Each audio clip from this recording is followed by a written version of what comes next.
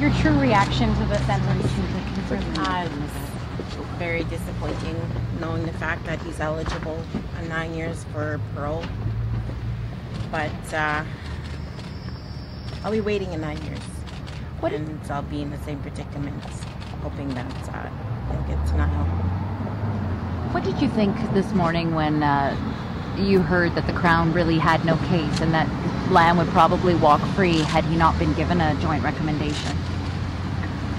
Do you find any comfort in that, or that he will go to jail?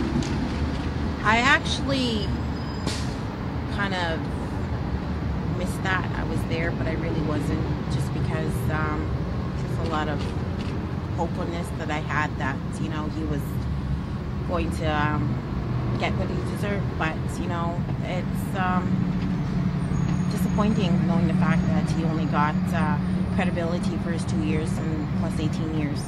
So that's not much for taking 2 lives. So I find it very unfair.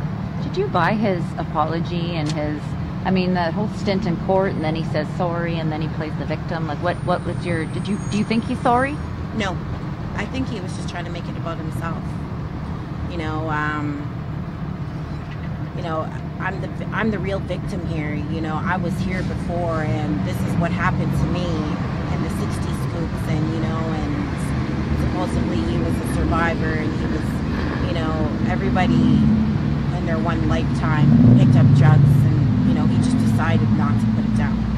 You know, so his excuse of the residential being taken away from foster home to using drugs as a gateway of not, you know, accepting reality, you know, living in the drug world, or a dream, as you would say. But no, I think he's not sorry. I think he would probably do it all over again if he could, honestly, because I think that's his way of making himself feel better.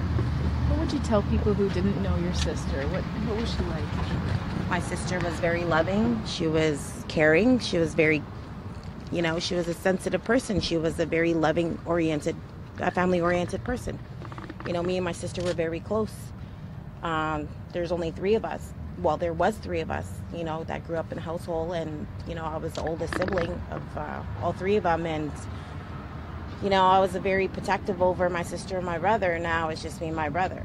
But, I mean, we were all very close, and she was always, you know, making fun and jokes, and she had a very sensitive side of her. I think that's what kind of made her gullible in life, because of that sensitive, like, you know, feeling sorry for people, like Sean. Did the Crown come to you and ask if you would agree with this decision, or was the decision made to a joint recommendation and then you were informed of it? I was informed. I wasn't informed directly, but they informed my mother, and my mother gave me the information stating that there's not going to be no trial, that he's just going to be sentenced, and that was it. Is that easier for you to not have to sit through a trial, knowing that there was a chance that he would get acquitted anyway? I never really thought of it. I thought this was just as painful as having to sit through a trial. It almost felt like one, like, you know, because they did have to, you know, say details of how my sister was killed. Not only my sister, but the blacksmith's daughter as well.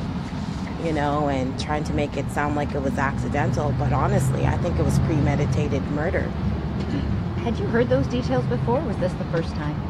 This is my first time actually getting the facts of how my sister was actually killed.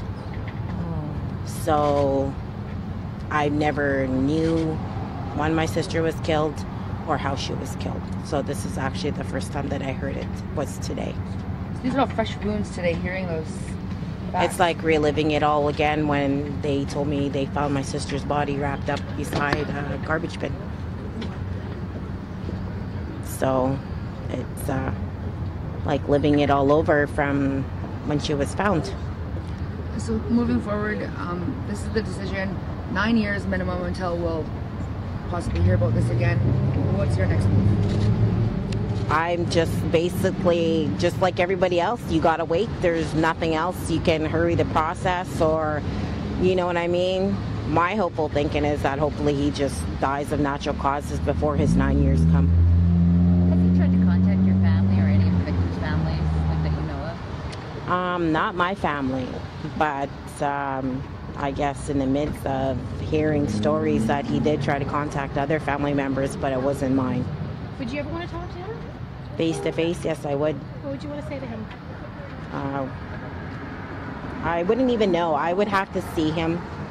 You know, I seen him today, and the thing was is that when he was walking forward, he wouldn't look me in my eyes, which I wanted him to, because just to get that glimpse of, like, you know, the real reality of what he put me through, not only me, but my family and my sister's children.